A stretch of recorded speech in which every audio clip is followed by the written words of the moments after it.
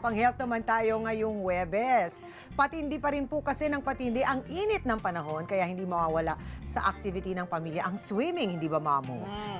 Totoo yan. Pero kamakailan lang nagbabala ang DOH para sa mga kababayan nating mahilig mag-swimming. Uso raw kasi ang hawaan ng skin disease sa paliligo sa public pool. At para bigyan tayo ng tips kung paano mananatiling ligtas kahit magbabad sa pool, makakasama natin si Dr. Ray Salinel, isang infectious disease specialist. Magandang umaga po. Good morning, Happy Doc. morning, Doc. Ito, Doc, ano ba yung mga dapat na ginagawa ng mga mommies, lalo na para sa kanilang mga chikiting bago maligo, o pati na rin ng mga mommies at mga dalaga? Well, actually, syempre, pagka tayo magsiswimming, dapat syempre, ready tayo sa mga natin goggles, di ba? Yung mga ganon. Yung mga attire, sunblock, sunblock, sunscreen, yung mga ganyan. Bago ka lumusong sa pool, syempre siguro mo nang malakas na masiglat malusog yung anak mo. Okay, marunong mag-swimming. Yes, Okay, yun ang oo. importante doon, di ba? Magbanlaw. Importante Kailangan yun. po ba yun, yung pag-shower muna? Kasi merong iba, hindi sinusunod dyan. Hindi sinusunod yung talaga yun. nagsha-shower bago lumusong sa pool. Para mawash out Importante yung yun. mga bit-bit mong bakterya. Kasi syempre, lalo yun sa ang paa. point nun. Lalo sa paa. Paano kung mayroon kong alipungaron? Meron kang hadhad doon, di ba? Lulusong ka sa pool. Bibit-bit mo yung mga infection nandun. Sana kung isa ka lang, kung 100 kayo na sa pool. So, ang dami mong infection na pwede mo bit-bit.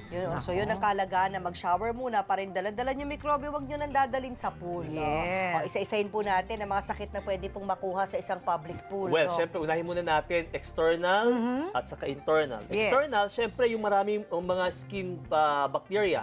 Staphylococcus aureus, di ba? Burikong, Kurikong. Yaan, mga mga ganyan. eczema, Oo. fungal, buni, hadhad, ringworm, pwede mong makuha yon. Okay? Internal, syempre, kawag-kawag ka na doon, nalulun mo. Oo. Lahat ng mga portal of entry, bibig, ilong, mata, tenga, sa baba, Yes. pwedeng pumasok doon. Oo. So ano yun? Shigella dysentery. Ano po yun? Okay? Yung mga Mas kilala dysenteria. yun ng- Okay. mas kilala yun sa anong tawag? Dysenteria.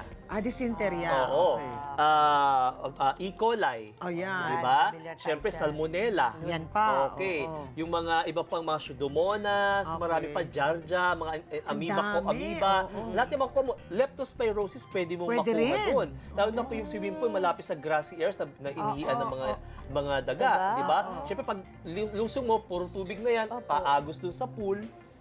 Yung tubig na galing sa grassy areas, di ba? So marami kang pwedeng makuha. So pagka nalulun mo yon, ano mangyayari? Gastroenteritis. Yes. Sasakitan siyan mo, Susuka ka. suka, LBM, dehydration, lagnat, marami kang pwedeng makuha sa So ang tanong ngayon, Doc, paano makakaiwas sa mga ganyang sakit at paano natin masisigurong malinis ang pool? well, syempre, chlorine lang naman. Chlorine, maraming paraan para ma-disinfect ang pool. Okay? Pero pinaka-accessible, mura, madaling gawin yung lagyan mo ng chlorine. No?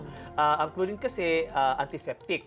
Di ba? Pamatay fungus, pamatay bacteria, pamatay virus. Kaso nga lang, syempre, pagka public pool, lalo ni mga babies, naka-diaper pa, kakawag-kawag doon, hindi mo alam, dumudumi na doon, umiihi na doon. Di ba? Yung so, nawawala na rin yung antiseptic effect ng mga chlorine. Di ba? So, syempre, nalulun mo pa. Okay? Hindi ka marunong kumawag, kawag-aso ka pa. So, marami kang pwedeng makuha. So, kinakailangan, importante, number 1, malakas ang naturalesa nung bit-bit mong chikiting, yung immune system niya, okay? Pagka, before and after, importante, mag-shower. Okay. Kasi, syempre, the Para more hours you stay there, the more hours na stay yung bacteria sa katawan mo, the more chances of winning a lot of bacteria. Yes, Diba? oo. So, kinakailangan magbanlaw ng tubig, sabon, importante mag-shampoo kung kinakailangan, di ba? Tapos kung lulusong ulit, ganun, banlaw ulit. Yung mga ganun, importante talaga yun. Ito, kadalasan po inireklamo, Doc, na masakit daw sa mata at ilong yung tubig ng pool dahil nga sa chlorine.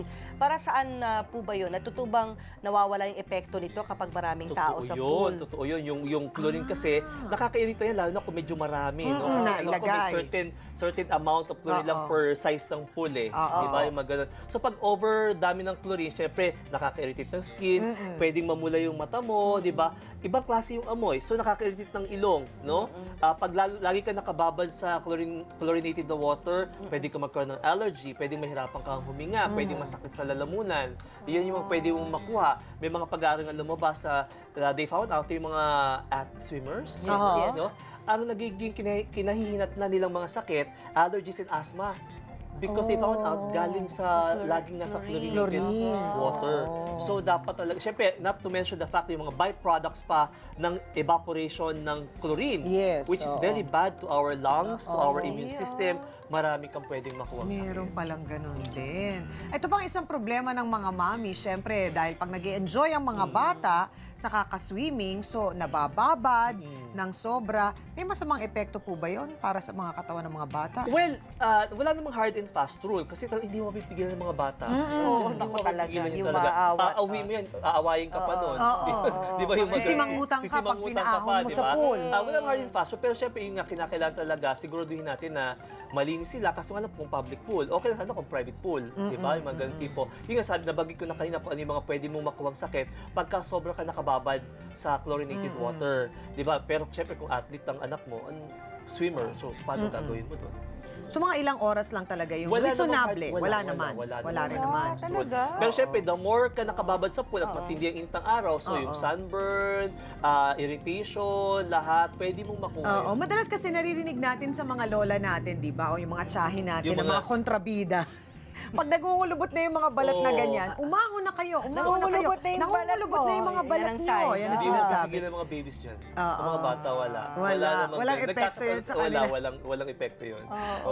Sus, relate na relate kami dyan. Oo. Kasi mga anak ko nagsuswimming lessons din. O, sabi nga nila, hindi na kailangan malalim daw yung Oo. tubig ng pool para malunod. Totoo yan. Kahit daw yung isang kutsara lang, di ba? Doon sa, yung ano yung paliguan ng bata. Oo. Pwede raw Batya. malunod ang isang baby. Batya. Oo. Pwede Yun. raw malunod ang isang Ayan, totoo. baby. Lalo na kung hindi tama yung mga breathing, di ba pwedeng ma-choke, pwedeng mahirinan, diretsong pasok sa windpipe, sa trachea, Yes. sa lungs, pwedeng malunod talaga, pwedeng mamatay ang bata doon. Kaya kinakailangan talaga, sabi ko nga, marunong mag-swimming. Oo, yun ang pinaka-importante sa di ba? lahat. Kinakailangan, siguro, dapat kung mga chikiting may bantay, di ba yun importante? Kasi nga pwedeng malunod ang bata kahit isang bat ng tubig lang. Oo.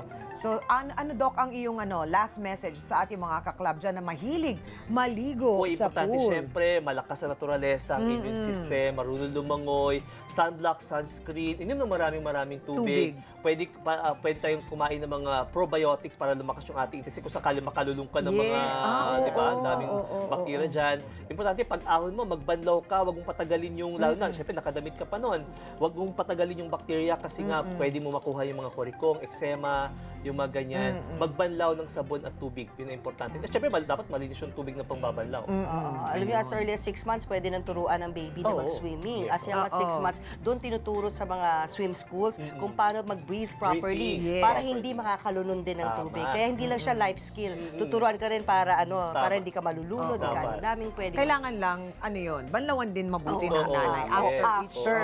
swimming lessons. Before and after. Yes. Tandaan niyo yun mga kaklabat. Salamat po. Okay. Salamat, Tandaan Doc. ang mga sinabi ni Dr. Ray Saninel at pairali ng iba yung pag-iingat para masigurong happy ang buong pamilya ngayong tag-init.